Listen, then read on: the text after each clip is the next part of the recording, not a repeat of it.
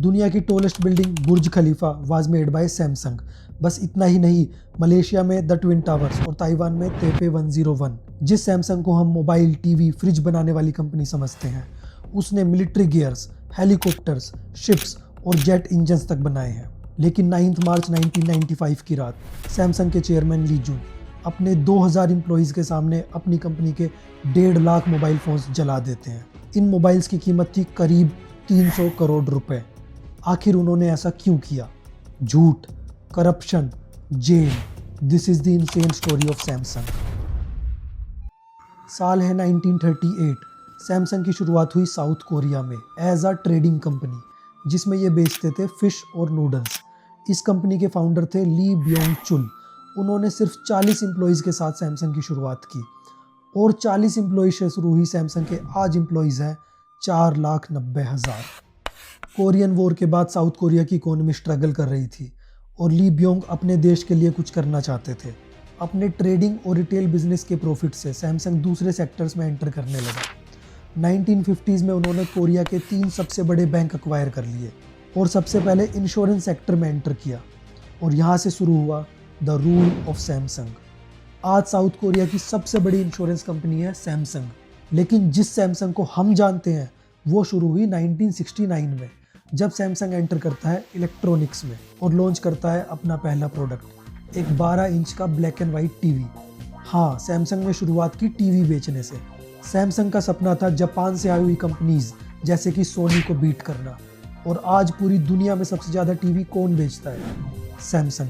पूरी दुनिया की टीवी मार्केट का 28% हिस्सा सैमसंग के पास है। फिर 90s आते आते Samsung fridge, washing machines, computers, VCR सब कुछ बनाने लगता है। लेकिन 1988 में सैमसंग लॉन्च करता है अपना पहला मोबाइल फ़ोन SGH100। सैमसंग को बनना था मोबाइल इंडस्ट्री का एक बड़ा प्लेयर। उस टाइम पे सैमसंग के मोबाइल ब्रांड का नाम था एनिकोल मोबाइल्स, पर उन मोबाइल्स में क्वालिटी रिलेटेड बहुत इश्यूज थे। इसलिए उस रात सैमसंग के प्रेसिडेंट ली जुन अपने 1.5 लाख मोबाइल फ़ोन्स जला देते हैं। ये है उनकी एक quote, change everything but your wife and children. Employees के सामने ये मोबाइल जलाकर वो एक क्लियर मैसेज देते हैं कि सैमसंग का फोकस होगा सिर्फ क्वालिटी पर। इस इंसिडेंट के बाद Samsung international market including US and Europe में बहुत फ़ोन्स बेचता है और एक इम्पोर्टेंट प्लेयर बन जाता है। पर असली रेवोल्यूशन आती है 2009 में, जब सैमसंग लॉन्च करता है अपना पहला Android smartphone Samsung Galaxy. Samsung Galaxy के लॉन्च के सिर्फ 3 साल में सैमसंग नोकिया को बीट करके दुनिया का लार्जेस्ट मोबाइल मैन्युफैक्चरर बन जाता है। सैमसंग एग्जीक्यूटिव्स को गैलेक्सी नाम की एक वाइन बहुत पसंद थी और वहीं से ये नाम आया गैलेक्सी। और आज सबसे ज़्यादा एंड्रॉयड फ़ोन्स कौन बेचता है? सैमसंग। दुनिया की सबसे बड़ी मोबाइल फैक्ट्री भी सैमसंग की है, वो भी नोएडा में। सैमसंग टीवी और मोबाइल मार्केट में लीडर है, ये तो कोई सरप्राइज़ नहीं है। पर दुनिया का सबसे बड़ा डिस्प्ले मैन्युफैक्चरर भी सैमसंग ही है और चांसेस आर कि जिस स्क्रीन पर आप ये वीडियो देख रहे हैं वो भी शायद सैमसंग ने बनाई हो। दुनिया की पहली एमोलेड डिस्प्ले सैमसंग ने बनाई, जो अब सब फ्लैगशिप मोबाइल्स में यूज़ होती है। दुनिया की पहली कर्व्ड डिस्प्ले भी सैमसंग ने बनाई, जो इनके एज सीरीज मोबाइल्स में लॉन्च हुई। उसके बाद पूरी इंडस्ट्री ने इनको फॉलो करके कर्व्ड स्क्रीन वाले मोबाइल बनाए। और सबसे महंगी मोबाइल फ़ोन कैटेगरी फोल्डेबल्स को भी सैमसंग ने मेन स्ट्रीम बनाया। इससे पहले छोटी मोटी चाइनीज़ कंपनी ने फोल्डेबल मोबाइल बनाए, लेकिन वो एक कॉन्सेप्ट से ज़्यादा कुछ नहीं थे। इतने साल बाद भी सबसे ज़्यादा फोल्डेबल मोबाइल्स सैमसंग ही बेचता है। आज एप्पल, सोनी, लेनोवो जैसे बड़े बड़े मैन्युफैक्चरर अपने डिवाइस में सैमसंग की डिस्प्ले यूज़ करते हैं। एप्पल और सैमसंग की राइवलरी के बारे में सबको पता है। आज भी ये दोनों कंपनियां मोबाइल मार्केट में फर्स्ट प्लेस के लिए लड़ती रहती हैं। लेकिन फर्स्ट आईफोन में जो प्रोसेसर और मेमोरी चिप यूज़ हुए वो दोनों थे सैमसंग के। एक्सिनोस चिप्स जो कि सैमसंग के मोबाइल में और टेंसर चिप्स जो कि गूगल के मोबाइल्स में मिलते हैं, वो दोनों भी सैमसंग की फाउंड्री ही बनाती है।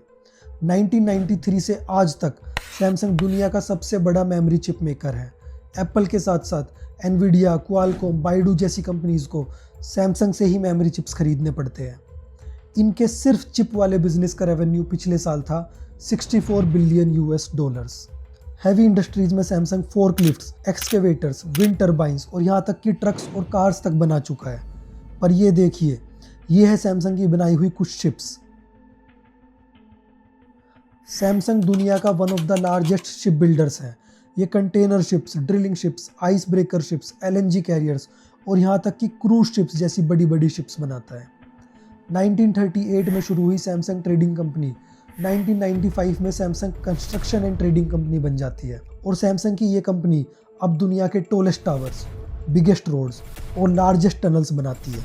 बुर्ज खलीफा के अलावा इस कंपनी ने पूरी दुनिया में बड़े बड़े प्रोजेक्ट्स बनाए हैं, जैसे कि सऊदी अरबिया में रियाद मेट्रो, यूके में द मर्सी गेटवे, UAE में nuclear power plants, Korea, Bangladesh और ताइवान के इंटरनेशनल एयरपोर्ट्स।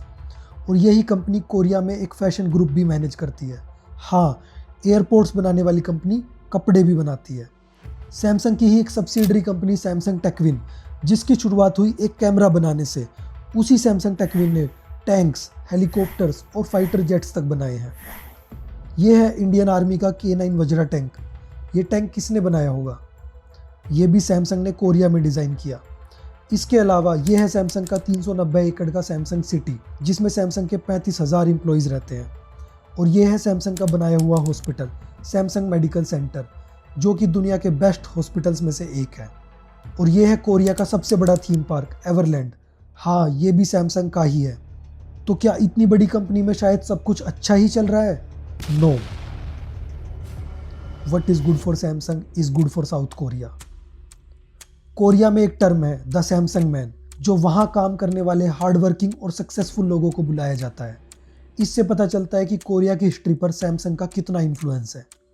साउथ कोरिया की GDP का 20% से ज़्यादा हिस्सा सैमसंग अकेले रिप्रेजेंट करता है।